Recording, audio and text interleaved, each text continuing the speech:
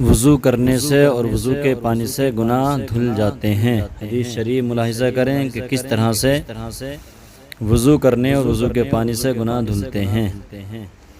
حضرت عبداللہ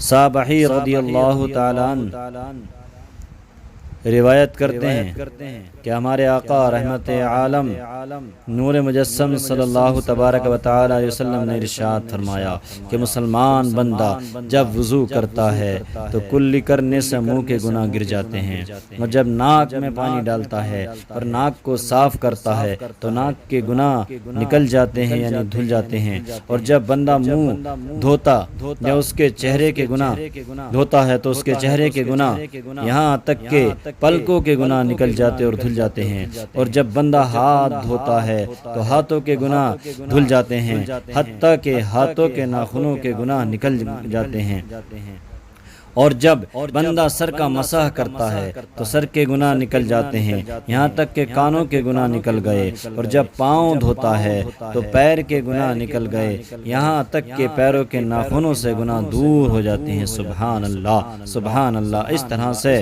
وضو کرنے سے اور وضو کا جو پانی گرتا ہے اس سے گناہ جسم کے دھل جاتے ہیں۔ سراج الفقہا حضرت امام اعظم رضی اللہ تعالی عنہ نے دیکھا کہ ایک شخص وضو کر رہا ہے۔ ہمارے اور آپ کے امام کون ہیں لوگوں؟ امام اعظم ابو حنیفہ۔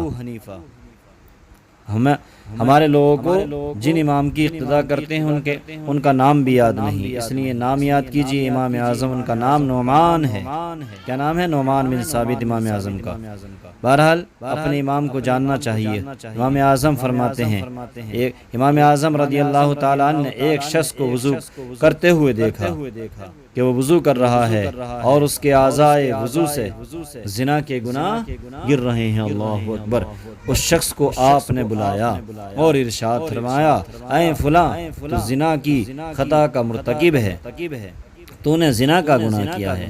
اس شخص کو حیرت ہوئی کہ جب میں نے زنا کیا تو کوئی دیکھنے والا نہیں تھا، میرے اور عورت کے علاوہ اس بد فعل کے بارے میں اور کوئی نہیں جانتا، تو امام اعظم رضی اللہ تعالی عنہ کو یہ کیسے معلوم ہو گیا کہ میں نے زنا کا گناہ کیا ہے؟ اس گناہگار شخص نے آپ سے دریافت کیا کہ اے امام اعظم، آپ کو کیسے معلوم ہوا کہ میں نے فعل بد یعنی زنا کیا ہے؟ تو آپ نے فرمایا، جب تو وضو کر رہا تھا تو وضو کے پانی کے ذریعے تیرے جسم کے گناہ گر رہے تھے۔ اللہ اکبر۔ فرماتے ہیں اور میں دیکھ رہا تھا کہ تیرے جسم سے وضو کے پانی کے ذریعے زنا کا گناہ گر رہا ہے۔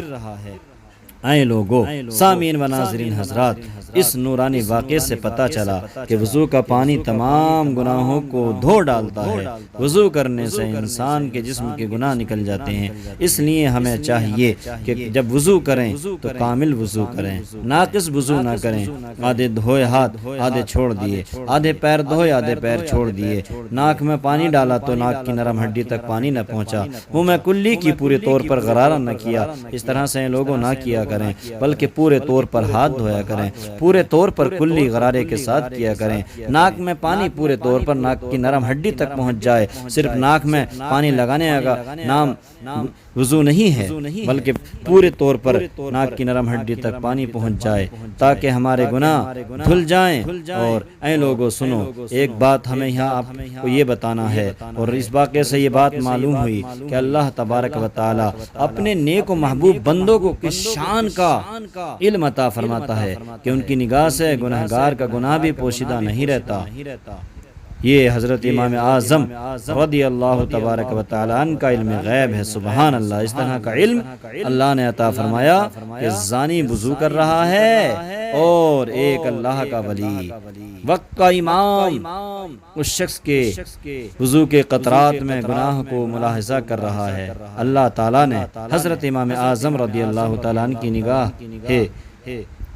ولایت کو جب یہ تاثیر دی ہے تو اللہ تعالیٰ کے محبوب اعظم رسول اعظم نور مجسم صلی اللہ تعالیٰ علیہ وسلم کی نگاہ پاک کی شان کا عالم کیا ہوگا۔